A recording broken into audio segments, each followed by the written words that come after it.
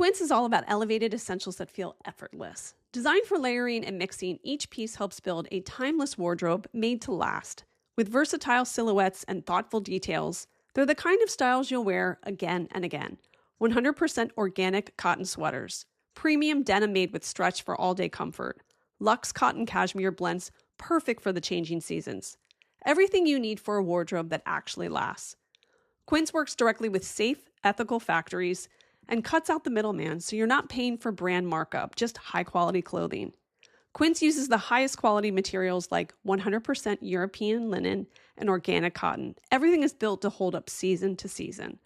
One of the big staples of my wardrobe is the Quince Mongolian cashmere sweater. I recommend getting the oversized crew in black and oatmeal. It goes with everything. Refresh your wardrobe with Quince. Go to quince.com/Kate Casey for free shipping on your order and 365-day returns. Now available in Canada too. That's QUINCE.com/Kate Casey to get free shipping and 365-day returns. Quince.com/Kate Casey.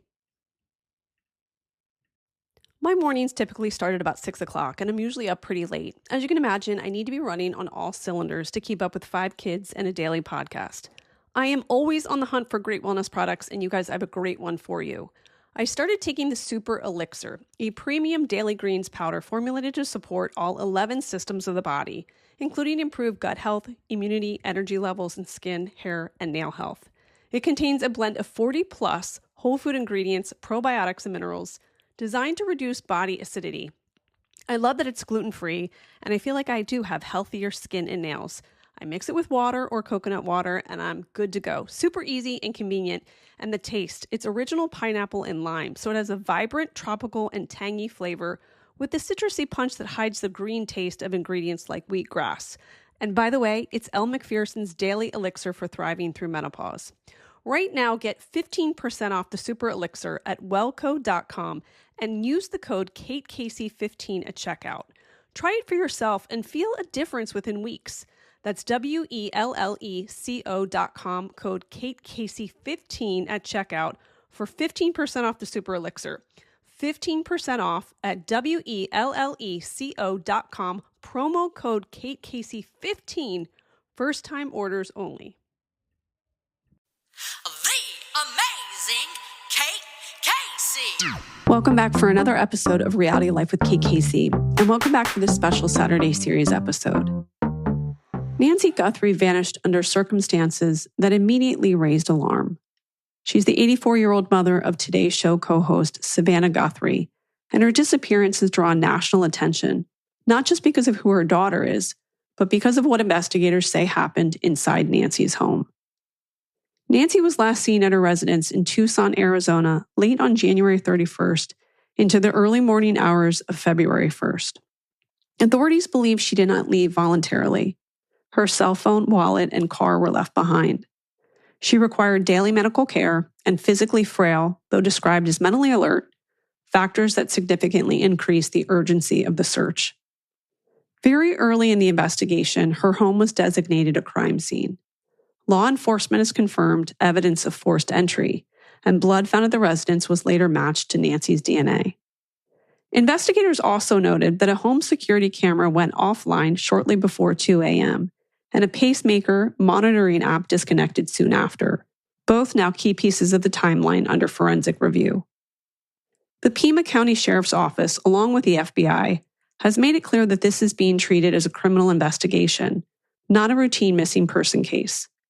While no suspects or persons of interest have been publicly identified, authorities have stated that they believe a crime was committed. Complicating the case further were reports of ransom communications. Some messages, including a widely circulated demand for millions of dollars in Bitcoin, prompted national concern and fueled hopes that Nancy might still be alive. However, law enforcement has not confirmed the authenticity of any ransom note connected to her disappearance. In fact, the FBI arrested a California man for sending fraudulent ransom texts to the Guthrie family in an attempt to extort Bitcoin. Authorities have stated clearly that he is not to believe to be connected to Nancy's disappearance, underscoring how misinformation and hoaxes have clouded an already complex investigation. So as of today, there have been no publicly confirmed proof of life, no announced suspects, and no declared motive. Investigators continued to analyze forensic evidence, surveillance footage, phone data, and digital systems while the family has made repeated public pleas for contact or information. This is a case that sits at the intersection of public attention and private tragedy, one where emotion, evidence, and uncertainty collide.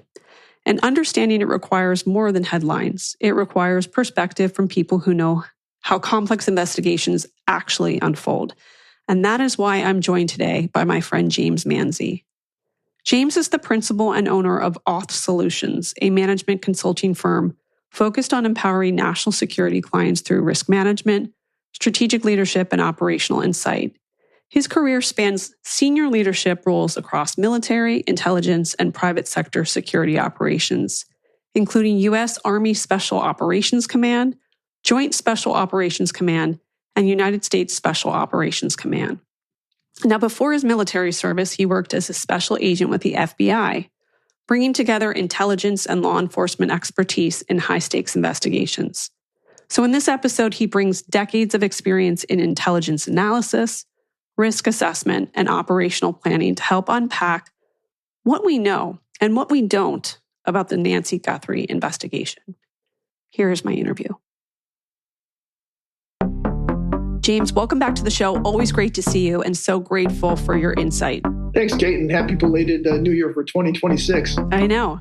Well, this is an interesting case, and it really, I think, has kind of taken the nation's interest. As we get started, you and I talked prior to this, just to remind everybody who's listening, this is an active investigation, and we have to be mindful of the procedures and tactics that law enforcement's using and respect their methods. So, we'll talk about certain things, but I'm more than happy to answer your questions. So from your perspective as a former military officer and a protection specialist, what immediately stood out to you about this Guthrie case? Immediately, it was either well planned because of the time of day, or I looked at it in two different ways.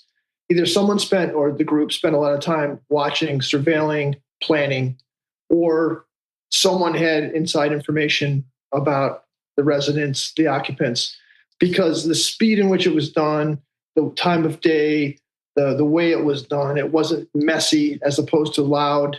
They didn't raise a lot of red flags. And based on her, other than her daughter being I guess you could call her a celebrity, she's on TV. Mm-hmm. It was kind of, it just raised a little bit of a red flag. Tucson, Arizona, very remote area, senior area. It just didn't give the appearance of some of the other kidnappings historically in the past of like a high value target, so to say. When you first reviewed the publicly available facts, what questions did you think investigators would prioritize in the first, 24, 48 hours? Obviously anyone would, the common sense questions. Has there been any threats on the family, externally, internally? Any anomalies? Have they hired or fired any people that work at the residence? You see now with all these remote deliveries, i.e. Amazon, et cetera, delivery of goods, groceries. Has someone, made a delivery to the house by accident? They could have been, all these things come into play. And the other part would be, the neighborhoods themselves. Look at probably any neighborhood. How many people have Ring cameras? How many people have surveillance cameras? It's very difficult today to maneuver without somebody inadvertently catching something. So that's changed a lot of the things that happen today. Would it be easy for them to ask the neighbors for their Ring camera or their surveillance footage? Do you typically have a hard time asking people for that information? Most people will cooperate depending on the type of crime. It's, and I say that, depending on the neighborhood. In a case like this, I haven't been out there, and all I've seen what's on the news in the area, it looks like it's a rather respectable area. I think most people would cooperate. She probably knows her neighbors, or at least, she wasn't like the bad neighbor. You know what I'm saying? But when it comes to something this serious, people are more apt to cooperate. How does your background in executive and VIP protection shape the way that you can assess a case like this? Well, much like the inverse of what we just talked about, when we brief executives or their families, it's not just the physical security, it's also the electronic security. the situations we've had in the past where it's been vulnerabilities has mostly been family members. So where they'll have Wi-Fi in the house, like, don't give out your password, or don't log in here, or don't do this. The biggest challenges we've had is with the kids, because we go through all these procedures to set up security, and then the kids, because they're kids, teenagers, they go do what they do, and then the Wi-Fi gets cracked. Then they get into the alarm system. These guys are good, guys and girls. These tech people can get a lot of information, and that's just on, like, say, the physical resident. That's not to mention trade secrets, economic crimes. When our people travel, we generally recommend they have a separate laptop or cell phone that they take internationally that's clean, so that nothing could get compromised. In some cases, we sweep vehicles for electronic devices.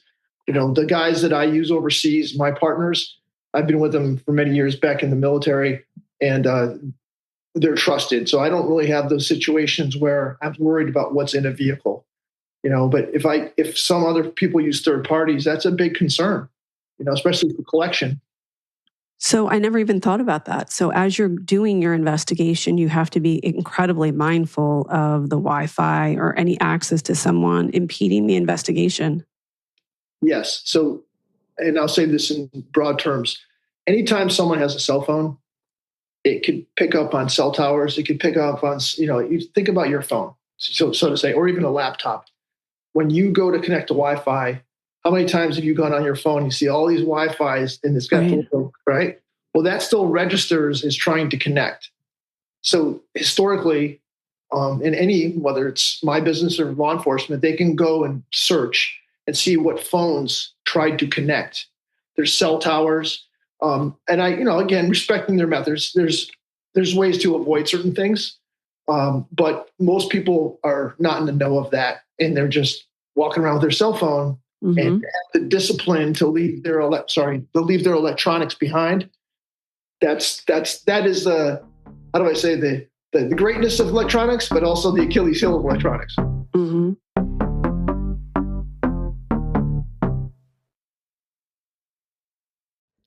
You know how I've been going around my house making changes in all of the rooms? Nothing feels better than a great room refresh. Our latest project has been my son Jack's room.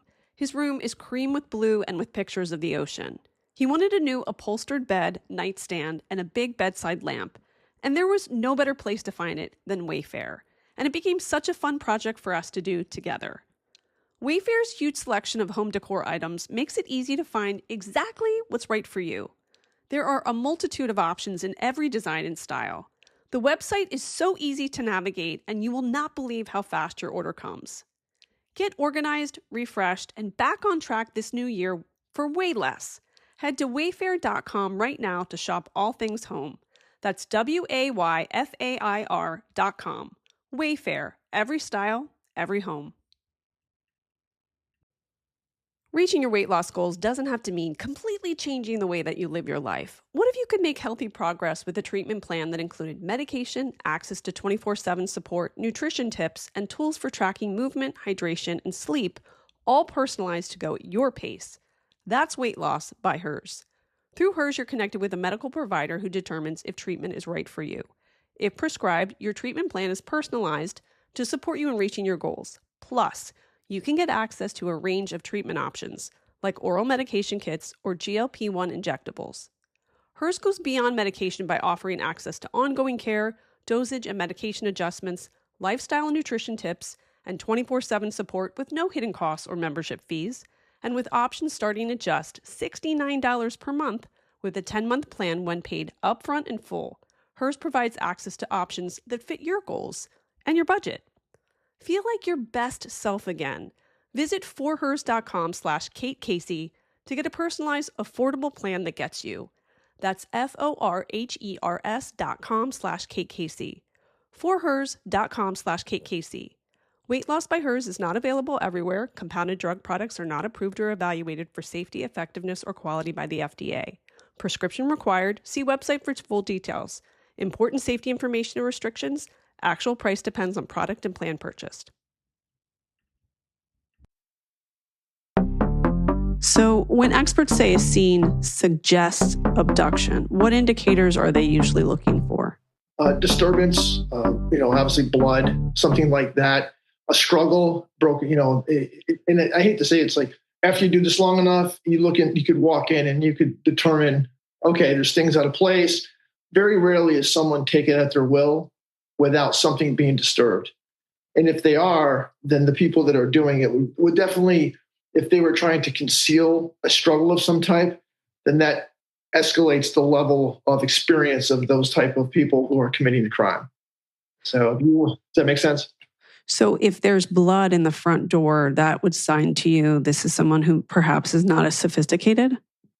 No, it could have been a struggle. I mean, for them to take the time to clean the scene, again, we're talking civilian versus military versus political. Those are two different conversations. In the general world of kidnapping in the civilian world, for someone to have the patience to abduct someone and, either if there's a disturbance and then to sanitize the scene and to leave to make it look like nothing happened, that's a different level of criminal.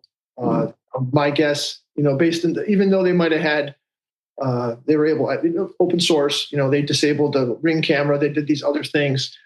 For them to have the ability to clean up before they left, that would be an exercise in patience that most criminals don't have.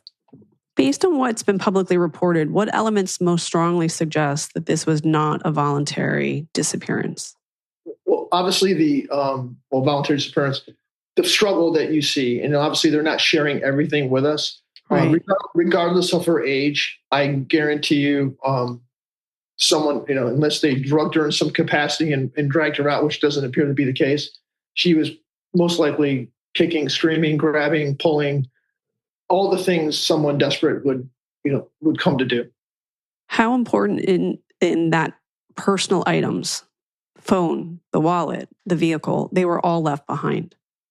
Obviously, the phone is key. The wallet and the vehicle, depending, if it has like a GPS in it or OnStar, they can track where the vehicle went. Depending on, it sounds like if they left everything behind the scene. Obviously they weren't concerned about her wallet, so it wasn't, hey, how much money does she have in there? It's not credit card fraud. This was very deliberate and personal for the body. How does the victim's age and the medical dependence change the way professionals would assess the motive and also the urgency? Well, it's a higher risk for them to kidnap someone that age because the stress of that event could cause some other physical impairment. Obviously it sounds like she has a pacemaker, so her heart isn't strong. I don't know, I'm not a medical doctor, but in some cases, how does the pacemaker react to being away from the controller of, it said her phone can track her heart rates and all that. That itself would expedite, if the kidnappers knew that was an issue, that's going to expedite their communication because of her potential longevity. In your experience, are elderly victims more likely to be targeted intentionally or caught in opportunistic crimes? In all honesty, it's really not about their age. It's either going to be financial, it's going to be politically motivated, or it's going to be terror threat based. How are they trying to affect change? Are they trying to get someone to manipulate them to do something else? Is it purely financial? Like, hey, we're going to do X, and whether you see with children or any adult. I personally have not worked a case or been involved even on the military side where it was age related. It just, in some ways, I would say that's a detriment because of the things we just talked about, especially at that age, over 80. I mean, my parents are still alive, and I see what they go through between their medicine and all that. That's a big ask. Does the presence of medical devices or monitoring technology complicate or assist investigations? Well, again, anything electronic can always be exploited. And I don't know, I'm not familiar with what she has in her and if it transmits, et cetera, or if it's got to be much like a Bluetooth, it's connected to a specific device. So I think it would depend on what device she has in her. So when ransom communications surface early in a case, how do professionals evaluate whether or not they are actually credible? Well, that's a great question. A lot of it is going to be in the communication itself. How is it received? The verbiage? Is it the frequency? The nomenclature? Like, how did they position it? Like, was it, okay, give us $10 billion. And then you have 30 minutes to, it's this chain of events. I wish there was like a running scale. If it's this, then it's that, then it's this.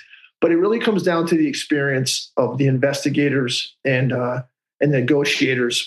It's an experience-based business. And you see, like, now the FBI is involved.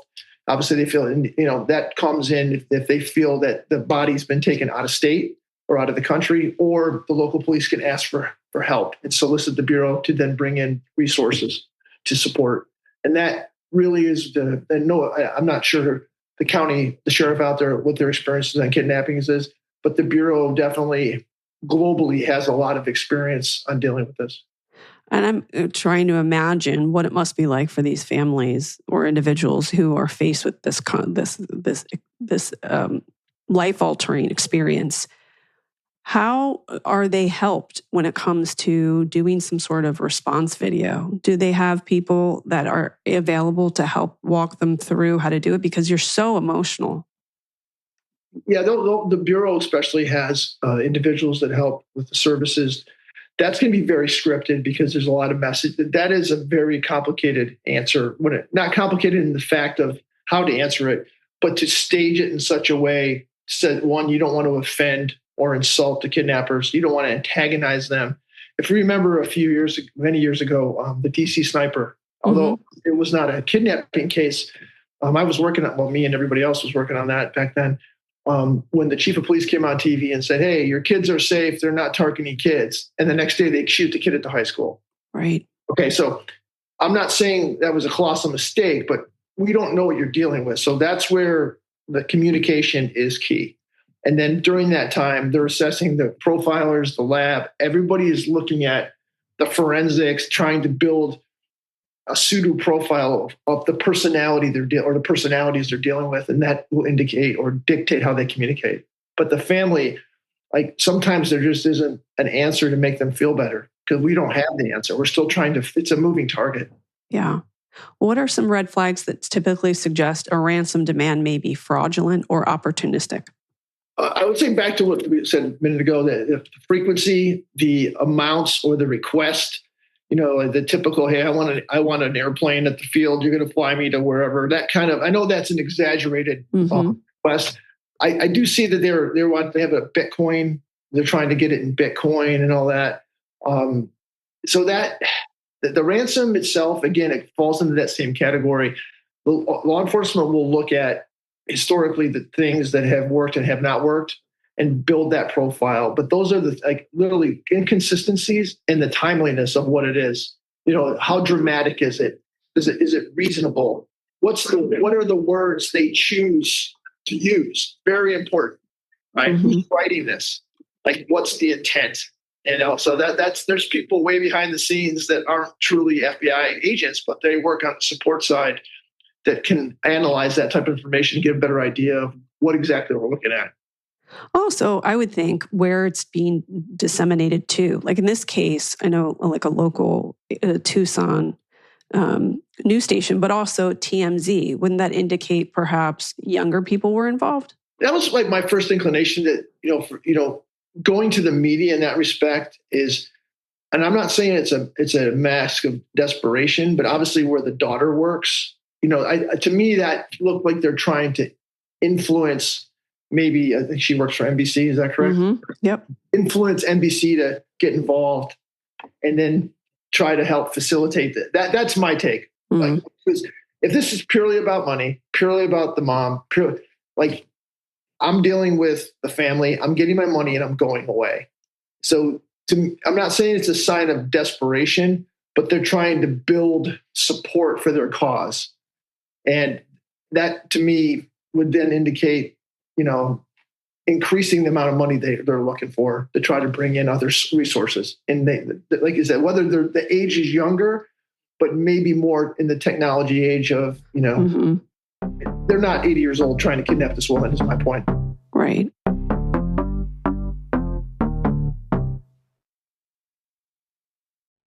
Every year I tell myself, I'm going to get better about meal planning. And every year life gets busy and it falls apart. What finally clicked for me is realizing that meals don't have to look one specific way. They just have to fit your life.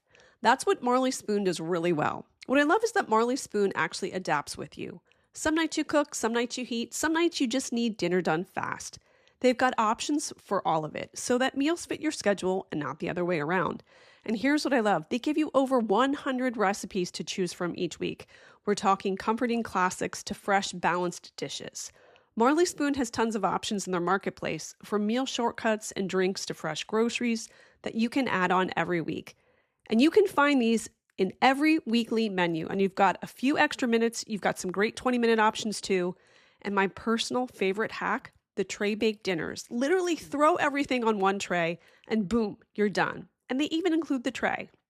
My favorite recent meal from Marley Spoon was the honey lemon chicken, but my kids also love the citrus kale salad with poached salmon.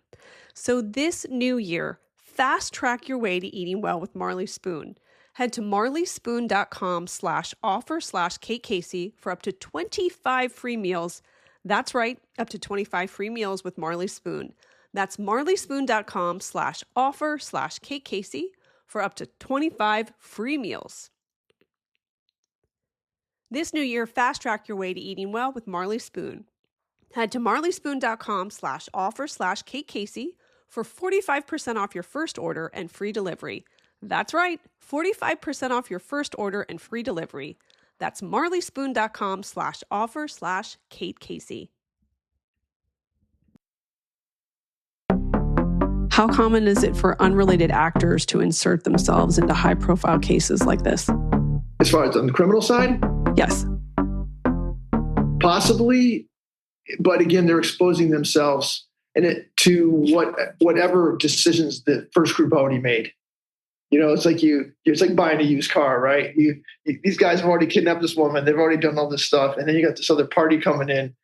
And, it's the old adage, it's not a secret if you tell someone. You don't know what these other people have exposed their operation to or who.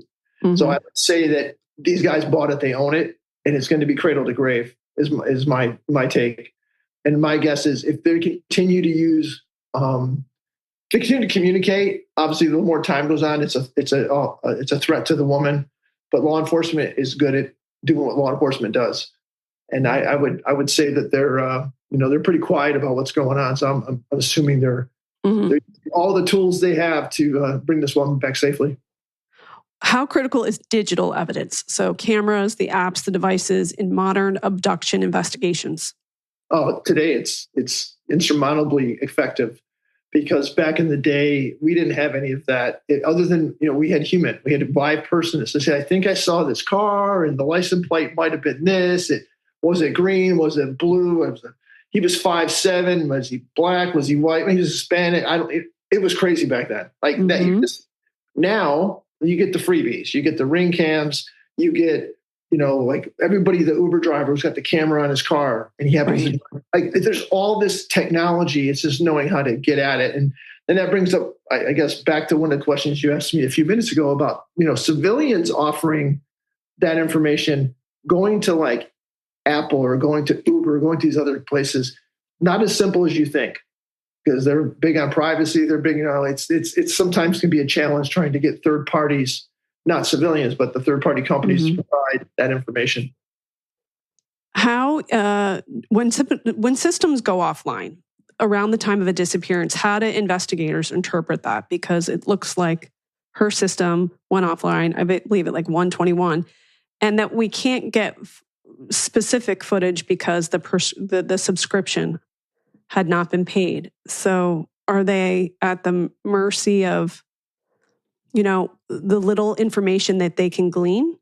Yeah, pretty much. Obviously the neighbors will be key here to see if they can pick something else up.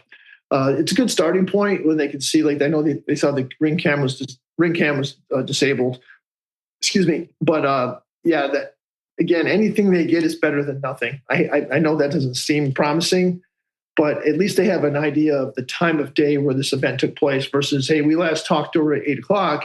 Right. And now it's 8:00 in the morning. You're looking at a 12-hour window. You're like, I have no idea where to start. So this narrows that gap. I mean, as an investigator or even the military side, I'd rather deal with 4 hours than 12 hours. That makes sense. What kind of digital timelines are usually built in the background, even if the public never sees them?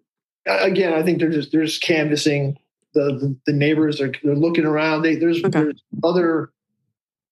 Like I said, I think the cell phone towers and the Wi-Fi. There's so many unrelated technological towers of types. Let's use that as a term that's really the starting point. Like it's hard to again, like I'll say, unless the people who kidnapped her were so diligent in concealing their personal electronics, which then makes it a bigger challenge. And then you're hoping for, that ring cam footage or something like that. That's just how it works. I mean, they can really do a good job on, you look at the Idaho, the guy that killed the kids, like that was one of the things that nailed him was the tower footage. Okay. Right. So again, it's a matter of discipline. And when I see things like that, or when this finally gets resolved and they give us the keys to the kingdom, how they did it, that really will dictate the level of experience of these kidnappers. Because, anyway. So in terms of media, how does this intense media coverage affect investigations like this, both positively and also negatively? I wasn't generally a fan of the bit, again, there's a time and place for everything. And it's really a coordination with the family, because generally the family's like, hey, I want to get the word out. It really is a collective effort on the greater good. But what influences it is the amount of evidence you have collected, the strategy of where it's going, and like the leads that you have. That's really going to dictate how much they're going to put out there. Obviously they went to a third party with TMZ and whoever else. That doesn't necessarily help, because that puts pressure on law enforcement, because the public's like, what are you guys doing? And for the whoever's in charge from the FBI or the local police, they got to stand up there and just hold the line, because we're not going to share where we're at. It's just not going to happen, good or bad, on the progress. What would you say is the thing that the families often struggle with most during the early stages of a suspected abduction? Obviously in this case, it's an older woman, her life, like where is she? How is she doing? What's her, status? And the other is second guessing themselves. Like, did we allow this to happen? Did we, again, it goes back to, was it someone who was working at the house? Was it the gardener? Was it what? Could we have done something, or did we put her in a position for this to happen? Even though that's generally not the case. Like, these bad people do bad things. That's the way it is. And most people aren't so negative or narcissistic. They look at everybody like they're criminals. So a lot of this, when we see crimes like this, like you look at murders, there's a dead husband or dead wife. The first person we talk to is the living spouse. It's the way it goes. It's not personal, but that's generally, and about half the time, if not more, it's the living spouse who did it. So there's all these things. So now internally, they're probably looking at the families going, hey, is there anybody in the family who could have done this? Is there any cousins or friends? Like, that's the part that gets a little sensitive, because you could be sitting at the table getting consoled by someone who might be involved. Right. That is absolutely the truth. So the last two questions, however, is the first is there anything that the public often misunderstands about why law enforcement cannot share more information early on? I think most people will respect the privacy of it. But again, in today's generation, people are like, we just want to know. It's a sense of entitlement. Like, you can just tell us. But I think if it's your family and you want law enforcement to be the most effective, you let them do their job. Like, especially when it comes to this, like, too much information in the public is not going to help them be effective. And you're talking about a human life here. Like, something they say on TV, like, you don't want, it goes back to what we talked about a few minutes ago. You don't want to antagonize these guys. You don't want them to think that no one's paying this rent. Like, all the things that would make them terminate this hostage taking. That's the risk you take by going too public, because you call their bluff and they're like, well, it's not worth it. And they end it. And then you never find her body and they go away. And maybe we find them, maybe you don't. Lastly, from your professional standpoint, what should people be paying attention to next as this case develops? I think the biggest thing that is going to happen is that they're probably going to have a breakthrough, either that the kidnappers, because of her age, medically, I think it could force them to ramp up their request. like change the manner in which they're asking for their Bitcoin or whatever they want. I just unfortunately she's at that age, and the stress alone, on her person is immense. You're not going to hear much from the law enforcement is going to hold the line. I think the people who have her, that's where you might see them reach out to another media organization or ramp up their communication with, I guess it was TMZ or whatever. That's my take. But the police are going to be stoic and doing their thing. Well, I'm so grateful for your time. Tell everybody where they can find you and learn more about your company. Yeah, I'm at James M at othsolutions.us. I help out as needed, advising on executive protection and security worldwide. More than happy to answer any questions for anybody out there, and please come talk to me. Thank you so much. All right, Kate, have a nice day. Always a pleasure.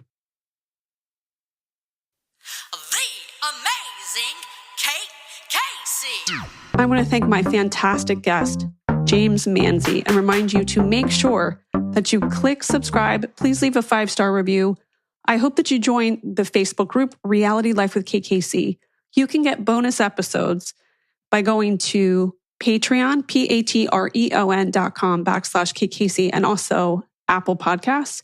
And also make sure you check out my What to Watch list at katecasey.substack.com. And lastly, follow me on social media.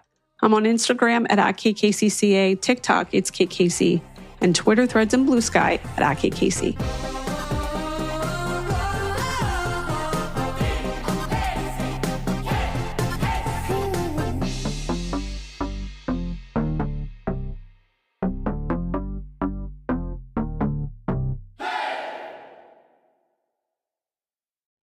Every year I tell myself, I'm going to get better about meal planning. And every year, life gets busy and it falls apart. What finally clicked for me is realizing that meals don't have to look one specific way. They just have to fit your life. That's what Marley Spoon does really well. What I love is that Marley Spoon actually adapts with you. Some nights you cook, some nights you heat, some nights you just need dinner done fast. They've got options for all of it so that meals fit your schedule and not the other way around. And here's what I love. They give you over 100 recipes to choose from each week. We're talking comforting classics to fresh, balanced dishes. Marley Spoon has tons of options in their marketplace, from meal shortcuts and drinks to fresh groceries that you can add on every week. And you can find these in every weekly menu. And you've got a few extra minutes. You've got some great 20-minute options too. And my personal favorite hack, the tray-baked dinners. Literally throw everything on one tray and boom, you're done. And they even include the tray. My favorite recent meal from Marley Spoon was the honey lemon chicken, but my kids also love the citrus kale salad with poached salmon. So this new year, fast track your way to eating well with Marley Spoon. Head to marleyspoon.com/offer/Kate Casey for up to 25 free meals. That's right, up to 25 free meals with Marley Spoon. That's marleyspoon.com/offer/Kate Casey for up to 25 free meals. This new year, fast track your way to eating well with Marley Spoon. Head to marleyspoon.com/offer/Kate Casey for 45% off your first order and free delivery. That's right, 45% off your first order and free delivery. That's marleyspoon.com/offer/Kate Casey.